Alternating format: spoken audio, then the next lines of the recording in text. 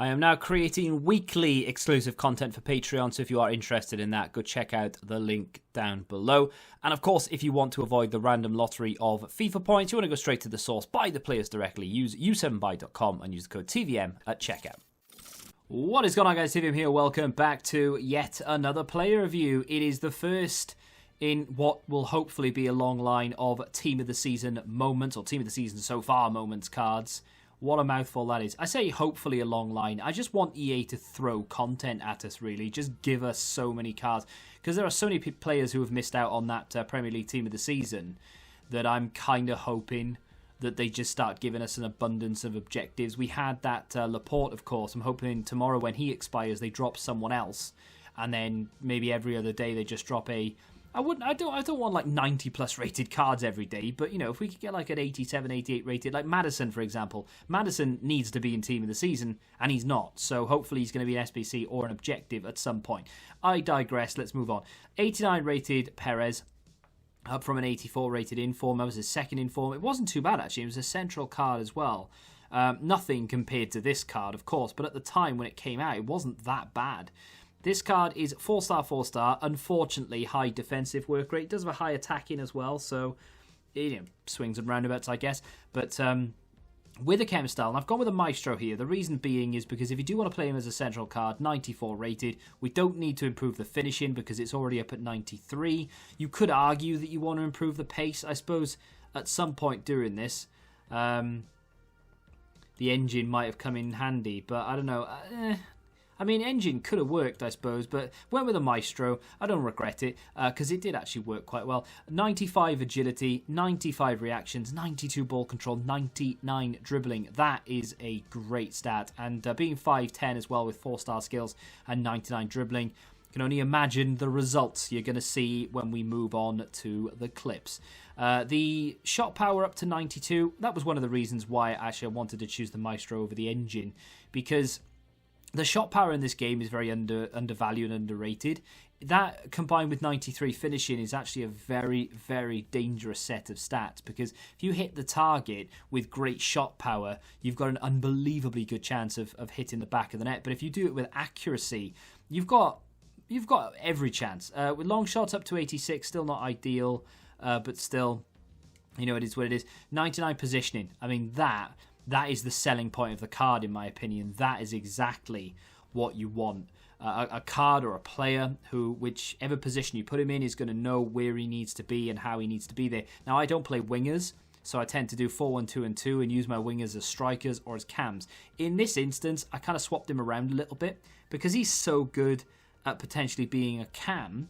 I thought, well, it would be rude not to try him out there. But at the same time, I kind of felt it would be rude not to play him as a striker. You know, you've got 93 natural finishing. We're not going to touch it with a chem style, but 93 natural finishing. We kind of have to play with him as a striker just to see what he's all about. The team I've got him in is that there, of course. It's not the best team in the world, but it's definitely by far not the worst team in the world. So obviously your mileage may vary on what players you have around him. So just bear that in mind. Moving into the clips in just a second, you're going to see what I liked and what I didn't like about the card. There isn't an awful lot to say in terms of negative, really. I mean, it's the obvious things that stand out. You know, you've got 61 strength. That's not ideal. It would be much better if that was higher.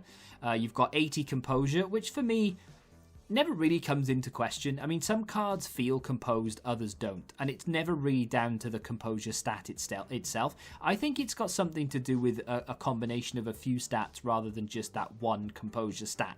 So, Ayoze Perez, now and again, did suffer from a lack of making up his mind more than anything else. Like, you press a button, whether it be delay because of the amount of people playing FUT Champs, opening packs and whatever, I'm not sure. I really couldn't answer that question. But what I felt was sometimes he would be fine and get his shot off, get his pass off. It would be accurate under pressure or not. Didn't make a blind bit of difference. Other times he would dwell on the ball a little bit, even though you're telling him to do something. And it's really difficult in this FIFA in particular because this is one of the worst FIFAs we've ever had for responsiveness. You know, especially at this time of the year, through Team of the Season, but especially this time of the year with the current situation going on where everybody is playing this game, or everybody who likes football at least is playing this game. the servers are under extreme load, to the point where at 6 o'clock you either can't sign in, or when you do, cards don't load, SBCs don't load, and your 6 o'clock content video looks like absolute trash. But that's just me. But with that being said, I'm not going to judge him too heavily on the composure, purely down to that reason. So strength, composure, and the only other thing worth mentioning in terms of a negative is going to be the high defensive work rate. That is... it's almost feeling like a drag, because you start with like a deficit. So whereas, I don't know, someone with a high-low work rate or someone with even high-medium work rates will start higher up the pitch. For Perez, he starts further down. Now, I have told him to get in behind and to stay forward, so that will negate that defensive work rate slightly, but not all the way. Some of the clips that you're seeing, by the way, some of them are, some of the movement clips where just left stick dribble in general, it's just so nice to use. His dribbling is very, very good, even without a chem style. 90 dribbling and 87 ball control, very, very nice, and 90 reactions as well.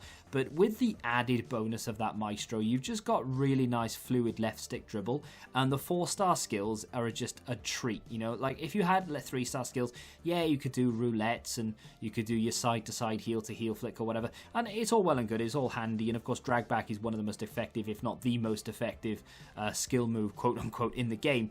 But it's so nice to be able to just do little spins here or there and get yourself out of danger that way. But not only that, just a little bit of showboating here or there. It's nice to have fun, and if you know how to use skills and you enjoy using them, this card is so good at doing them. It's not the same as someone else who's got 4-star skills.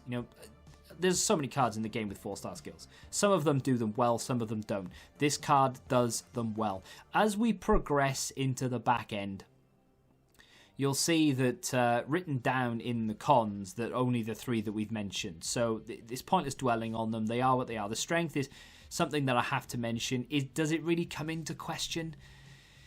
Not really, to be honest. It's not that big a deal. I wouldn't say that the strength is a deal breaker, because it really isn't. A lot of cards like this have low strength and you just get on with them just fine. So the high defensive work rate and the composure are the only real negatives to speak of. I just don't see it being that much of a problem. The positives, unbelievably far outweigh the negatives. He's free, albeit time, but most of us have got nothing but time right now, so that's not a problem. You can complete most of it, if not all of it, I think, in squad battles. Did all mine in rivals, of course, but I think you can complete half of it, or at least most of it, in squad battles. So there's that. If you're not really one for playing online, or you can't be bothered for the cheese of online, you could sit there, watch a film, and do it offline if you're good enough to play against world class, of course. So there's that. But it's just it's a nice card. It's not a game breaking card. You're not going to put it in your main team for FUT champs, I would imagine. Some of you might, and that is the beauty of this, because he's sort of on the cusp of being one of those, I've got to get him in my team. He's not quite there. I think off the bench he's going to cause a lot of problems. Very, very dangerous card. His finishing is very crisp. Like I said, left stick dribble is fantastic. His short passing is actually a triumph. It is a really, really nice. And if you play him as a cam, I think you'll get a little bit more out of him. I played more as a striker and he was scoring more goals than he was getting assists, but that's just because I'm all about the glory. When I'm playing FIFA and doing reviews, I find it scoring goals a little bit more enjoyable to watch than getting nice assists and watching the other players score goals. So people read a little bit too much into goals for me. Like in real life, I'd be much happier to create a goal than I would be to score one. I know it sounds a bit stupid, but it's just the way that I am. But with that being said, this card, absolutely fantastic off the bench. With regards to starting him, like I said, he will fit some people's teams, no doubt. Bear in mind, of course, that he is right wing. Spanish Premier League. Remind me of someone? Pedro. Pedro is available as the season objective.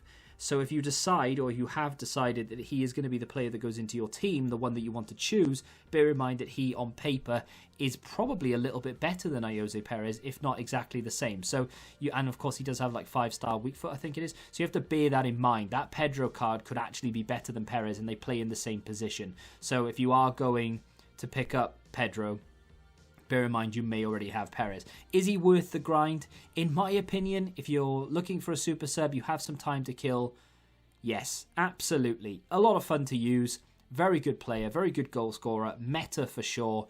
Big fan of this card, and I would recommend you go and unlock him. Now, tomorrow, or maybe later tonight, although I probably would say early tomorrow morning, I will have the Jimenez review for you. If you have enjoyed this one, though, do me a favour and hit that like button, subscribe to the channel if you're new, and until the next time, goodbye. Football Index. The game changed. Download the app now.